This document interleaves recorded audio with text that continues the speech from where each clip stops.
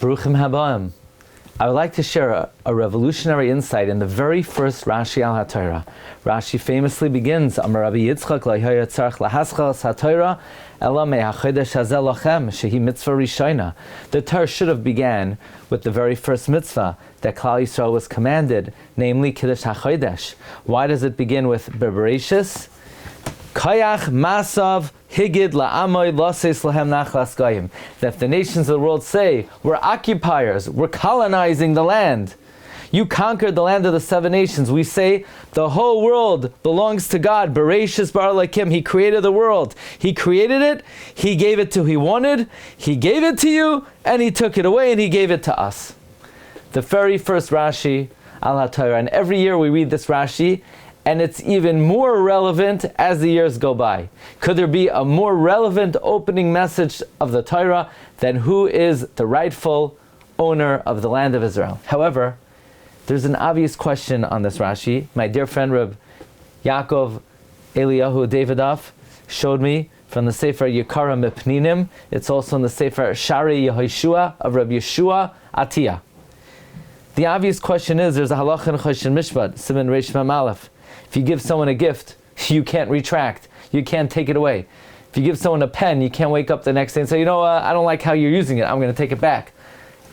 You can't be chayzer on a gift. So it's very nice God created the world, but if He gave it to the nations of the world, then it's theirs. Despite the fact that they're not using it for the right reasons, Hashem didn't give it to them al t'nai.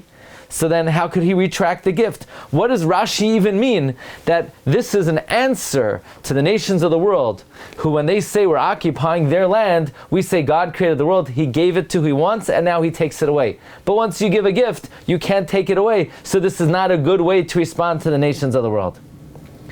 But the answer is, it says in Nehemiah Perek Tes, V'ata mechaye es kulam. Chazal darshan, not that you did give life to everything, but you currently give life to everything. You see, an artisan of flesh and blood, when he builds a building or he creates a kli, the building or the kli no longer needs the builder or the artisan. But HaKadosh Baruch Hu created the world, and the world is dependent on Him every moment. If for a moment God would remove His hashgacha, even for a millisecond, the world, the item would cease to exist. Like it says in the beginning of Psichas Eliyahu, V'chad ant tistalek min hoin ishtaru kulu kaguful v'ay nishmasa. If God would retract His life, giving force for a moment, it would cease to exist.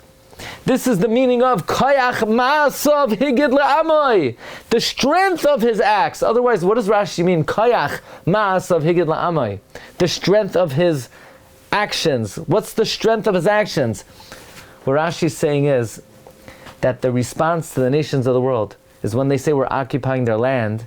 So we say, look, God gave it to you, but God creates the world every moment. So in order for you to have it, Hashem has to create it and constantly give it to you. Something that was created and given, you can't retract. Something that is created every moment, well, every moment God will decide who it belongs to.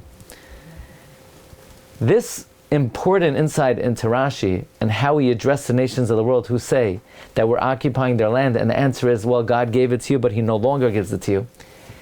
We always understand, well, this is like a political Rashi. Rashi is telling us who the rightful owner of Eretz Yisrael is. But it's much deeper than that, it's much more profound than that, and this revolutionizes our understanding of the very first Rashi al HaTorah, because now this is not just words of politics, of who owns Eretz Yisrael, which is important enough, but it's giving us a deep insight into the very meaning and the fundamental meaning of what does it mean, Bereishis bar lakim, what does it mean God created the world. Rashi's not just giving us insight into who the rightful owner of Eretz Yisrael is. Rashi's giving us insight into the meaning of creation. Creation doesn't mean God created and then He lets it run. Creation means a constant mechadesh b'chol yom tamid ma'aseh bereishis. God is constantly being mechaye. So the comments of Rashi are not just giving us insight into how we respond to the nations of the world. It's much more than that. Rashi is explaining to us the very mechanics of Brias Ha'olam. Wishing everyone a wonderful day.